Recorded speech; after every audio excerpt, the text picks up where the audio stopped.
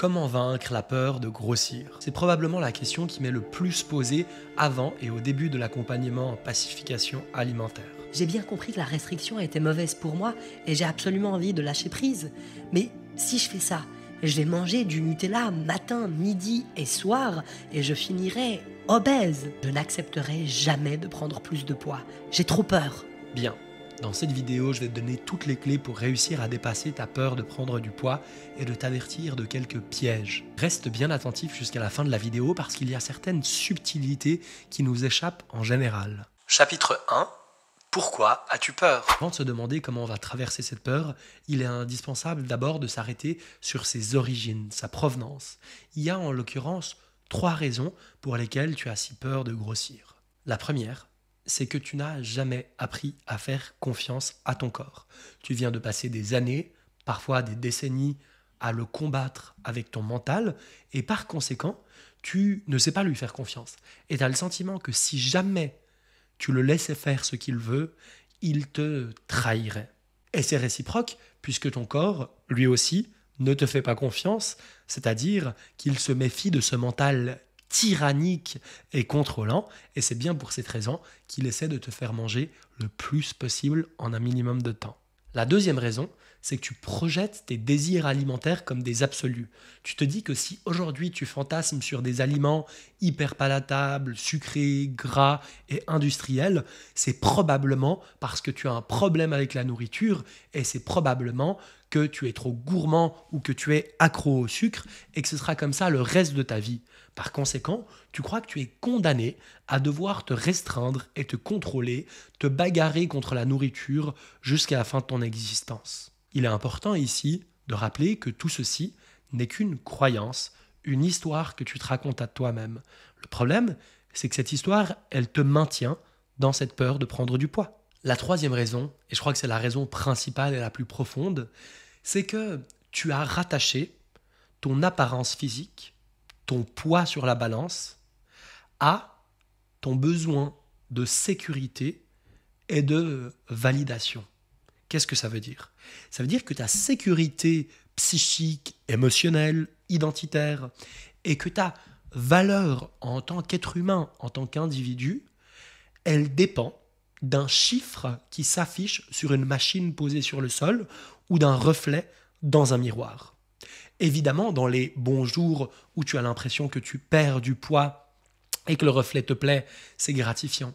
Le problème, c'est que tu es en insécurité permanente parce que c'est un indicateur externe, un indicateur sur lequel tu n'as pas le contrôle et un indicateur par conséquent qui va te jouer un certain nombre de tours et qui l'a déjà fait depuis bien longtemps. En fait, tu es à la merci des aléas de prise de poids, perte de poids pour te sentir de bonne humeur, heureux, joyeux et ayant confiance ou te sentant comme la dernière des que tu connaisses et un sentiment d'angoisse à chaque fois que tu vois les chiffres aller dans le mauvais sens. Chapitre 2.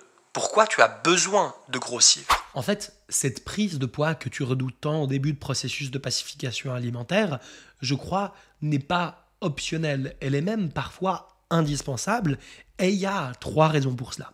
La première, c'est que cette peur de prendre du poids t'a dominé et a pris un pouvoir immense dans ta vie. Cette peur de grossir, c'est le mur qui existe entre la version de toi qui galère avec la nourriture, le corps, les troubles du comportement alimentaire, et la version de toi qui est en paix et dans une relation confortable et sereine avec soi et la nourriture. Le mur entre ces 2 versions, c'est ta peur de grossir. Et tant que tu ne dépasses pas cette peur, c'est-à-dire tant que tu n'escalades pas ce mur, tu es condamné à être son esclave, à être soumis et dominé par la peur de grossir et donc à être dans une perpétuelle fuite de cet horizon qui te fait si peur. Et pour dépasser ce mur, il n'y a pas 15 000 solutions. À un moment donné, il faut l'escalader, le traverser pour se rendre compte par la pratique qu'il n'y a pas de danger de l'autre côté et que tu as survécu à la traversée de la peur de prendre du poids. La deuxième raison, c'est que ton métabolisme et ton cerveau ont absolument besoin que tu leur réapprennes et que tu leur montres que la nourriture et les calories sont abondantes. La restriction, les régimes, le contrôle a d'une certaine manière exercé ton corps à dépenser moins et à stocker plus et à envoyer des signaux d'alerte dans ton cerveau pour dire qu'il y avait un danger potentiel de famine. Il est donc indispensable, pendant cette période d'anarchie alimentaire que tu vas traverser, de prouver par la mise en pratique à ton cerveau ainsi qu'à ton corps que les calories sont disponibles, elles sont abondantes, que tu ne vas plus manquer et donc que ton corps puisse se remettre à fonctionner à plein régime, que ton métabolisme soit relancé et que ton cerveau dissipe tous les signaux d'alerte et de famine qui te maintenaient dans cet état de tension avec la nourriture. Et puis, la troisième raison, c'est que la nourriture a absolument besoin de retrouver sa place. C'est que tu as besoin de normaliser toutes les catégories d'aliments. Tu le sais, tu as créé un biais de rareté sur certains types d'aliments. Les aliments transformés, les aliments gras, les aliments sucrés, les mauvais aliments, tous ceux qui ont été diabolisés, sont devenus extrêmement rares et donc extrêmement précieux et donc extrêmement attractifs. C'est donc normal que pendant cette première phase d'anarchie alimentaire, tu aies très envie de les consommer et que tu les consommes en très grande quantité. Et le fait de te donner cette autorisation radicale va être indispensable au fait que ces aliments retrouvent leur place normale, c'est-à-dire qu'ils sont juste de la nourriture, qui ne sont plus aussi excitants, rares ou attractifs. C'est juste de la nourriture. Et pour réussir à normaliser ces catégories d'aliments, il faut absolument, à un moment donné, que tu puisses passer par ces lubies alimentaires pour te les permettre, te les autoriser pleinement et prouver à ton corps, ton cerveau, mais aussi ton aspect psychique et émotionnel que ces aliments sont disponibles et donc qu'ils perdent d'une certaine manière de leur valeur. Attention, ici il y a un piège. Le piège, c'est que je vois certaines personnes, et je suis moi-même passé par là, essayer de se goinfrer, de manger le plus possible d'aliments transformés en un minimum de temps, avec l'arrière-pensée que si je mange beaucoup d'aliments industriels très rapidement, alors ma pacification alimentaire ira plus vite et je finirai par être écœuré de tous ces aliments industriels et j'en aurai plus jamais envie. On voit bien que c'est un peu pervers et sournois, puisque l'idée qu'il y a derrière, c'est toujours une idée de contrôle et de restriction, puisqu'on mange beaucoup d'aliments transformés dans l'objectif de ne plus en avoir envie et d'être dégoûté d'eux. Alors que ce n'est pas du tout l'objectif qui est visé. En fait, on cherche juste à les normaliser pour que, oui, tu puisses toujours manger du chocolat, mais simplement que ce chocolat soit redevenu un aliment qui soit normal et non pas que tu n'aies plus jamais envie de chocolat parce que je te le dis, tu es un être humain et tu auras probablement jusqu'à la fin de ton existence envie de chocolat pour une raison qui est très simple et assez bête, c'est que le chocolat, c'est bon.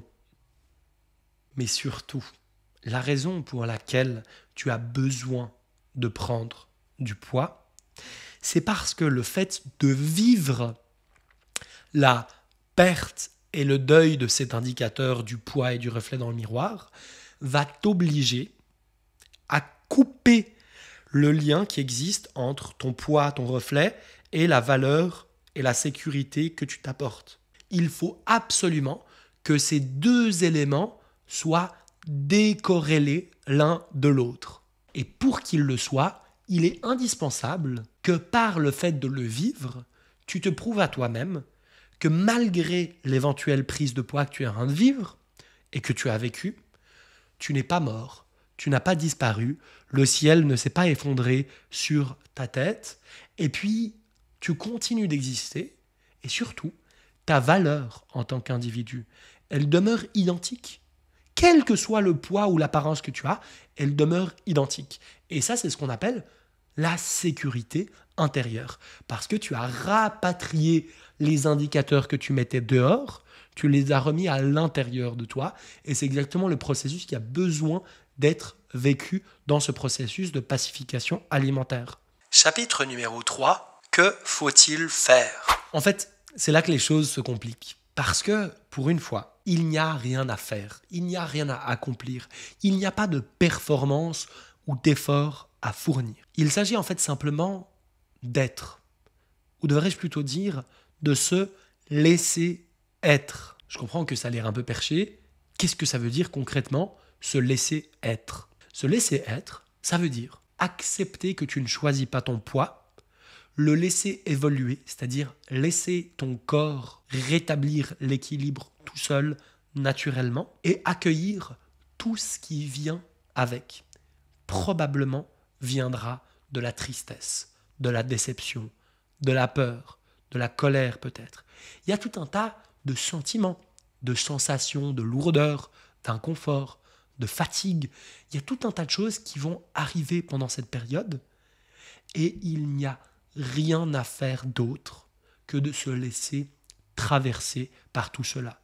Il s'agit en fait de déposer les armes et d'arrêter de lutter, de résister contre ces émotions, ces sensations qui en fait sont là depuis toujours, bloquées dans ton corps et qui demandent simplement à être libérées par le fait d'être vécues. Et donc, il s'agit, pendant cette période, de se foutre la paix et de se laisser vivre tout ce qui vient, même si parfois, ce qui vient est très fortement inconfortable. En fait, il s'agit d'arrêter de courir, mais surtout de comprendre qu'à chaque fois que tu refuses de te sentir triste, de te sentir lourd, de te sentir laid, de te sentir nul, de te sentir seul. À chaque fois que tu refuses ces sensations, ces émotions, ces parties de toi qui se sentent seules, nulles, sans valeur, quand tu refuses d'accueillir ces parties et que tu les fuis, en fait, ce que tu rejettes, c'est toi-même. Ce que tu abandonnes, c'est toi-même. Et donc, dans ce mouvement d'accueil, tu accueilles toutes les parties de toi, même celles qui sont difficiles à regarder, difficiles à voir, difficiles à accepter, et donc tu te réintègres pleinement. Tu t'offres l'accueil, l'amour, la validation qu'autrefois tu cherchais à l'extérieur par le biais du reflet, de la balance ou du regard des autres. Tu te réappropries ton propre pouvoir. Mais ça, c'est la théorie. Dans la pratique, c'est souvent une période qui est extrêmement difficile, extrêmement douloureuse, extrêmement souffrante.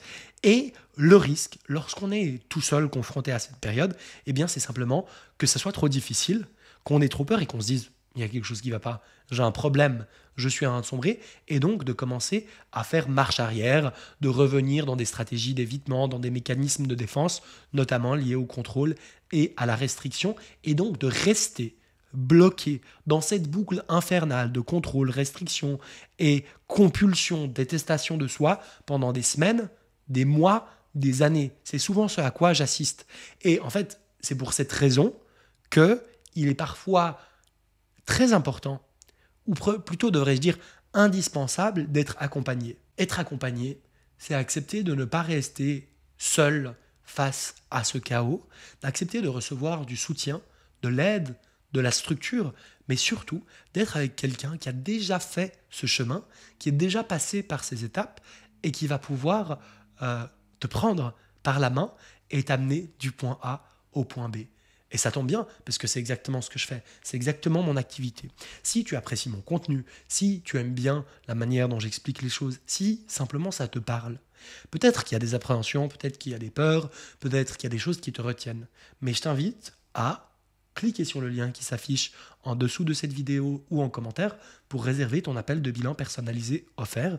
Concrètement, et tu le sais, c'est un endroit où on va pouvoir se rencontrer et parler de vive voix des difficultés que tu traverses et potentiellement de cette période de lâcher prise, d'anarchie alimentaire et de cette peur terrible de prendre du poids qui te retient et qui te maintient la tête sous l'eau depuis si longtemps. Si tu souhaites être accompagné dans cette traversée, dans cette peur de prendre du poids pour découvrir ce que signifie véritablement l'amour de soi, l'amour inconditionnel, l'acceptation radicale, alors je t'invite à faire preuve de courage en réservant ton créneau d'appel de bilan personnalisé. Si tu as aimé cette vidéo, il est probable que tu apprécies également la vidéo que j'ai faite il y a quelques semaines qui s'appelle « L'autodiscipline, c'est pour les faibles » C'est une de mes vidéos favorites de toute la chaîne et ça donne des fondations, des bases solides à cette philosophie, ce paradigme différent qui est proposé ici sur cette chaîne